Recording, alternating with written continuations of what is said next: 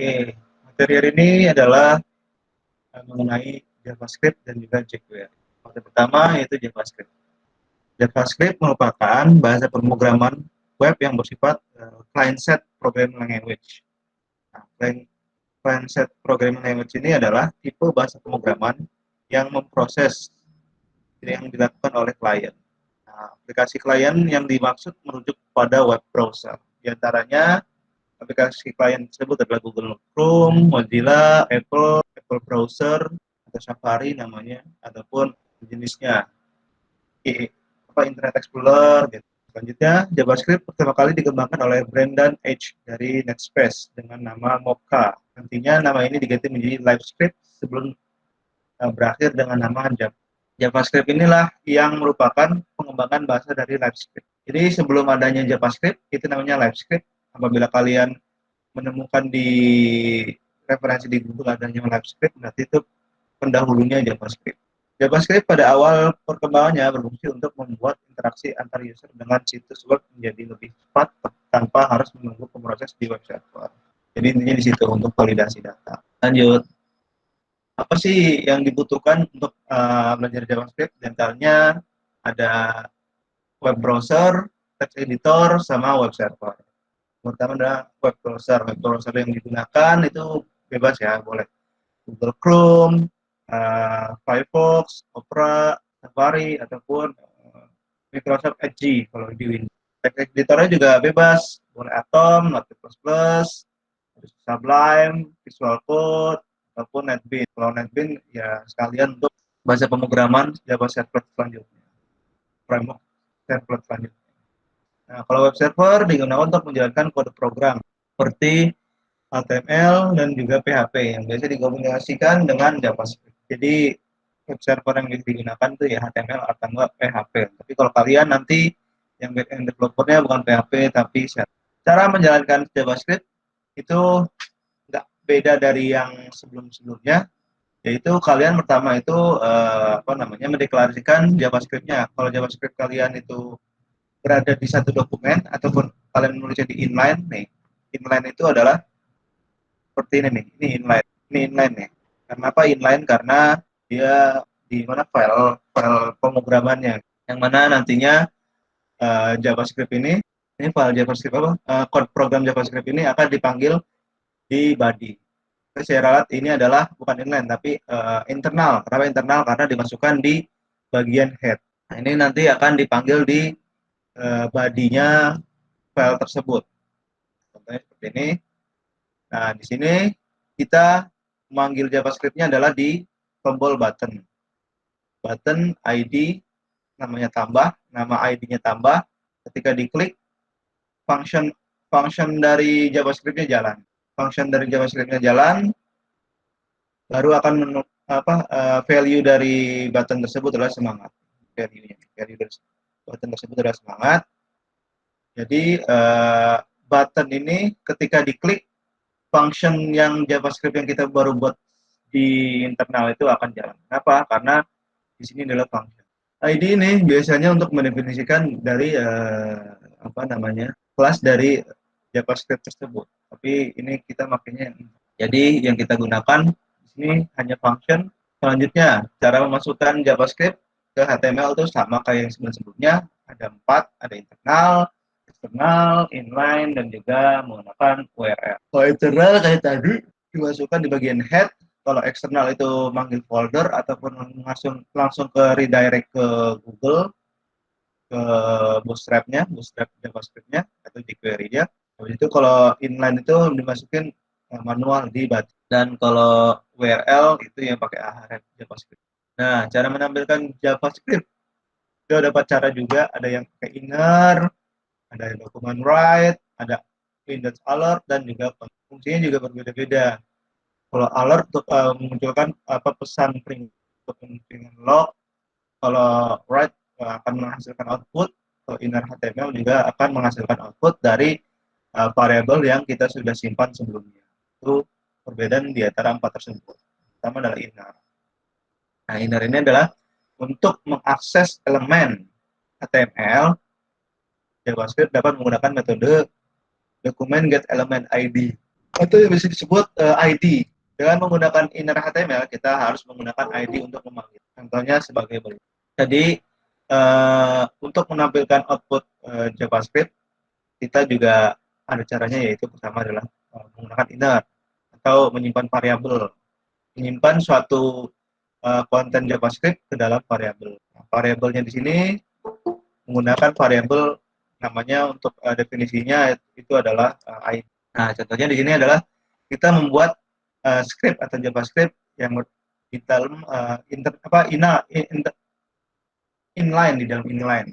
Jadi ini penggunaan JavaScript pada contoh berikut ini adalah menggunakan metode yang inline, yang mana ditaruhnya atau digunakannya di body. Jadi JavaScript get element ID, demo itu adalah nama variabel untuk ID yang akan kita bisa panggil atau kita gunakan nantinya.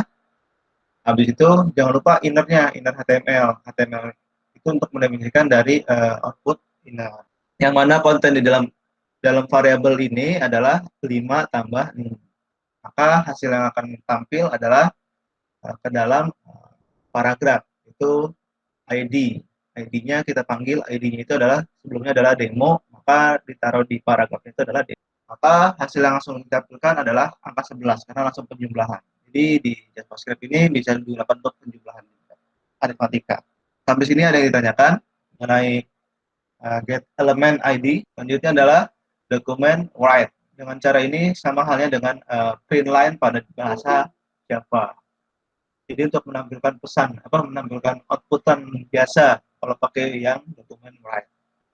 Contohnya adalah button, kita taruh di button, apabila diklik dia akan menghasilkan output yang kita deklarasikan. Itu contohnya di sini dokumen write, di dalamnya adalah 5 tambah 6. Maka yang akan tampil ketika dipencet tombol buttonnya adalah angka 11. Karena dia langsung menaruhnya di function buttonnya. Jadi kita buat JavaScript-nya di function, langsung buat create function. Nah, ini dokumen write ini adalah function bawaan dari JavaScript. Selanjutnya adalah Windows.alert. Nah, dengan cara ini ketika program dijalankan langsung muncul pesan di halaman website kita. Contohnya adalah apabila kita buka halaman website ini, nantinya akan langsung muncul pesan penjumlahan di antara tadi 5 tambah 6 yaitu 11. Jadi akan muncul pesan ini. Tapi intisarinya adalah di sini 11. Nanti ketika kita open webnya langsung muncul ada pesan. Nah, ini bisa digunakan untuk validasi data. Apabila datanya belum benar, maka muncul alertnya. Nah, itu bisa kalian modifikasi di bagian di website kalian. Nah, selanjutnya adalah variabel. Variabel di JavaScript, cara deklarasinya 11-12 sama kayak kita deklarasikannya di dalam tag JavaScript-nya, yaitu script. Tag script yang lupa ditutup. Yang pertama itu adalah var x5, var x6. Jadi ini variabel 1, var 1, var 2, var 3. Var 3 itu untuk menampung antara penjumlahan antara bilangan X dan juga bilangan Y. Maka yang akan tampil adalah bilangan ataupun variabel Z. Kenapa? Karena itu hasil penjumlahan dari X tambah Y. Nah, kita ingin masukinnya itu ada di inner HTML. Jadi kita eksekusinya adalah dokumen get element ID, nama ID-nya untuk dapat tampil ke halaman webpage adalah menggunakan ID demo titik inner HTML, yang mana isi dari inner HTML itu adalah the value of Z is langsung hasil dari 5 tambah 6 jadi 11. Jadi yang akan tampil di paragraf ini adalah suatu konten yang ada di demo inner HTML ini yang akan tampil ada di. Kenapa? Karena kita di dalam tag, bukan tag, function inner HTML-nya itu kita udah masukin perintah the value of Z is tanpa harus mengetikkan perintah ataupun mengisikan value manual di P, seperti itu. Maka yang akan yang akan tampil ke layar adalah the value of Z is plus itu ya spasi, plus itu adalah spasi Z Create itu adalah variabel yang sudah kita jumlahkan antara 5 dan juga 6. Ini untuk mendeklarasikan dan juga menampilkan outputnya dalam deklarasi variabel dan juga menghasilkan output variabelnya itu sama persis dengan bahasa pemrograman sebelumnya, itu Java Programming. Nah, operatornya yang digunakan kalau aritmatika, assignment operator itu sama seperti JavaScript atau standarisasi dari bahasa pemrograman. Itu ada plus, minus, kali, eksponan, bagi, persen itu adalah modulus, plus itu increment, decrement itu min-min.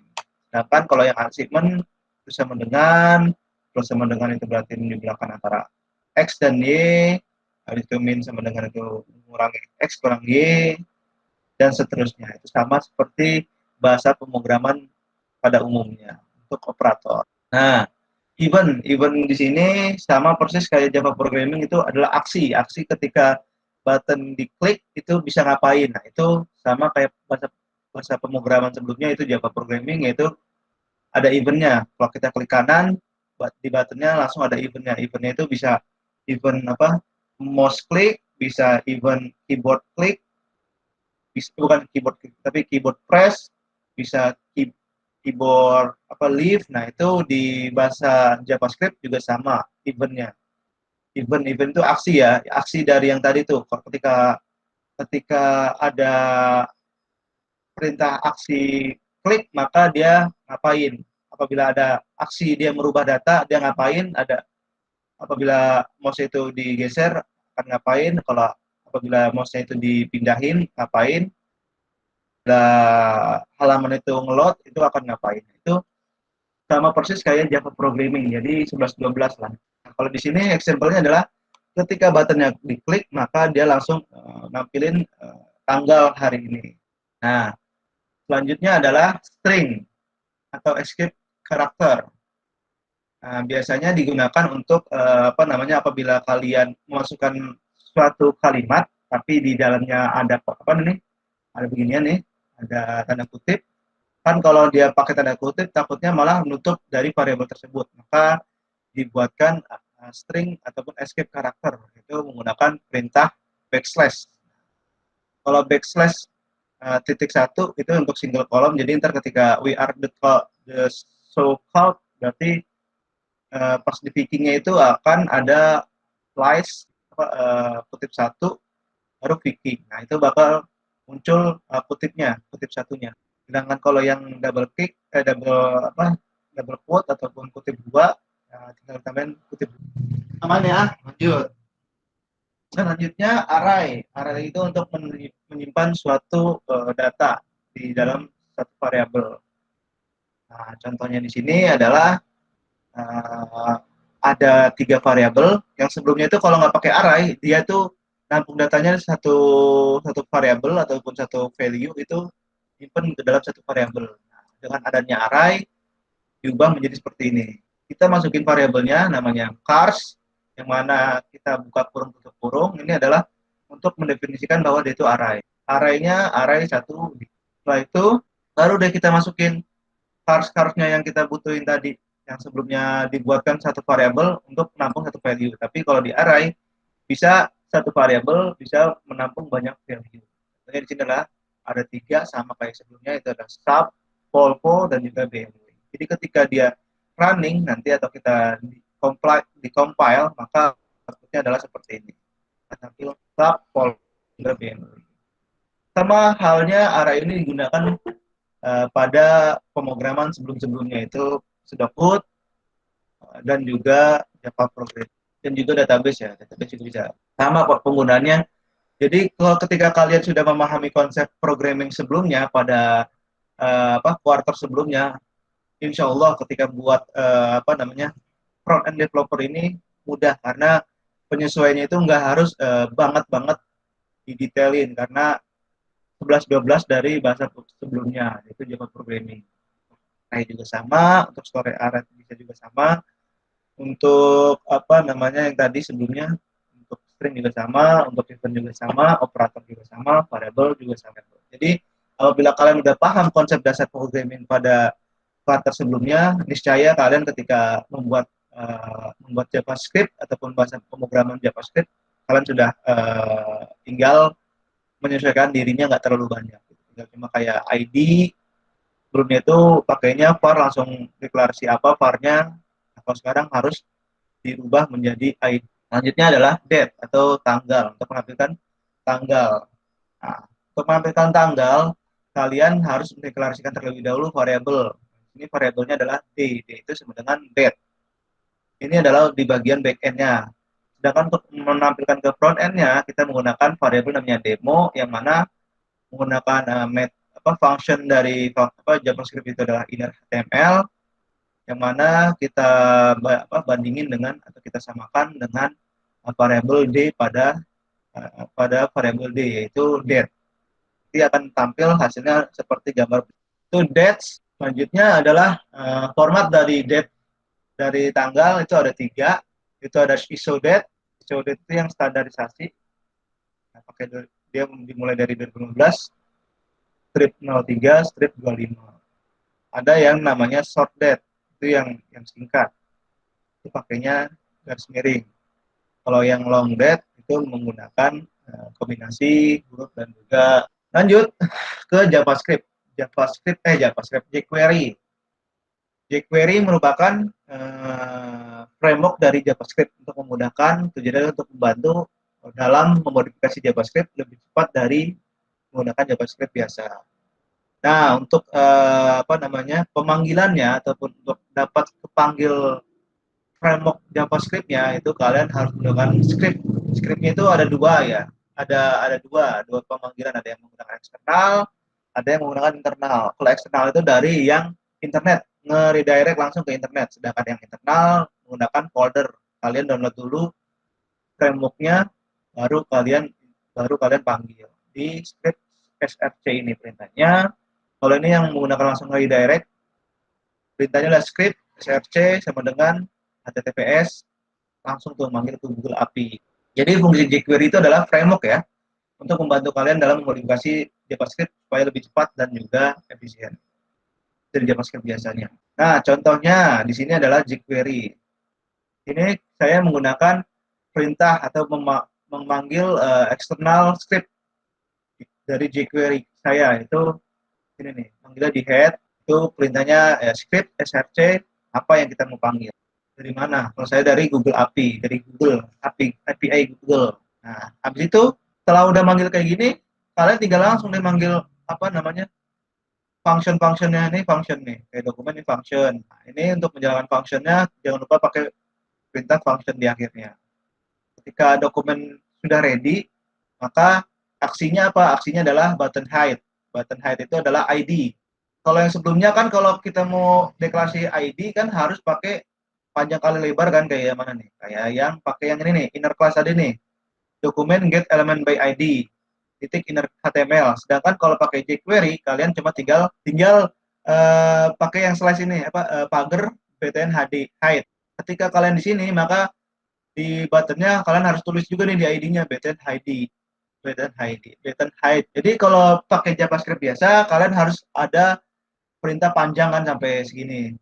Kira-kira ada 10 karakter lebih. Sedangkan kalau pakai jQuery atau framework dari JavaScript, kalian cuma tinggal pakai $btn hide. Langsung nama variabelnya apa nih yang mau kalian aksiin gitu. Kalau di sini aksinya adalah klik, function klik. Jadi ketika buttonnya diklik, dia bakal ngeluarin aksi. Nah, aksinya ngapain? Nah, untuk mengeluarkan aksinya itu ada statement ketiga, yaitu aksinya adalah phide. Jadi ketika button diklik, function button diklik, maka paragraf isi dari paragraf ini akan tersembunyi. Itu perbedaannya antara jQuery dan JavaScript ya. Tapi ada yang ditanyakan. Jadi lebih simple gitu. Kalau JavaScript itu harus dideklarasi panjang kali lebar, harus ada function dari inner HTML, baru apa yang kita ingin maksudkan untuk dapat disimpan. Kalau di sini tinggal langsung deklarasikan variabelnya apa yang kita mau tampilkan ataupun kita akan sinkronisasikan di front end-nya gitu. Itu perbedaan antara JavaScript dengan jQuery untuk memudahkan kalian. Jadi perbedaannya di sini ya. dalam membuat variabel, kalau JavaScript itu lebih banyak, 2 line lebih banyak, sedangkan kalau yang jQuery itu cuma 1 line doang. Paham ya? Langsung maksudnya apa sih, mau buat variabel apa sih gitu, langsung dibuat, habis itu fungsinya apa sih yang mau kita deklarasiin atau mau kita aksiin ya, itu tadi kan. Aksinya adalah ketika buttonnya jalan, aksinya adalah V-nya itu menghilang. Nah, contohnya gimana? Contoh kasusnya, ini ketika diklik ini, si paragraf ini, konten paragraf ini akan hilang. Nah, ini bisa digunakan dalam apa namanya, validasi data. Contohnya datanya udah berhasil komplit nih semuanya, maka langsung panggil ataupun merubah link. Nah, di sini ada ahref mana gitu, ahref show gitu. Malam saya sudah buat WP. Nah, ini contohnya nih di bagian A. Nah, nih sama kan, sama kayak tadi kan. Ketika kita klik yang ini nih, kita jalanin apa, eh, script yang ini atau JavaScript ataupun jQuery yang ini, dia akan tutup. Nah, ketika script ini yang dijalankan, tapi ID-nya harus beda ya. Jadi kalau ID sama dia nggak bakal bisa. Nanti dia bentrok. Kalau yang ini untuk nampilinnya adalah btn show. Maka ketika saya klik yang ini yang show paragraph, maka langsung muncul lagi. Seperti itu ya. Itu fungsi dari JavaScript ya. Salah satu fungsi dari jQuery untuk mempermudah kalian. Yang seharusnya 2 line, paham ya sampai sini? Kalau di website itu ada 3 tag HTML untuk codingan front end-nya, CSS adalah untuk style, untuk gaya-gaya kayak font, kayak warna, kayak animasi-animasi. Nah, itu CSS, nah itu style. Ada lagi JS itu adalah JavaScript untuk validasi. Jadi HTML, CSS, dan juga JavaScript adalah satu kesatuan untuk membuat front end namanya. Yang mana kalau HTML untuk codingannya, pure code front end-nya, untuk sinkronisasi ya. HTML itu adalah sinkronisasi antara front end itu untuk semuanya dengan back end itu kayak PHP. Kalau CSS itu adalah untuk gaya, style. Kalau JS itu untuk validasi. Kalau di website itu ada namanya front end dan back end. Nah, front end itu adalah satu kesatuan HTML, CSS, dan juga JS. Paham di sini? Sedangkan kalau back end itu ada namanya DB dan juga ada namanya ya codingannya untuk back end, codingan back endnya, atau yang biasa disebut dengan framework.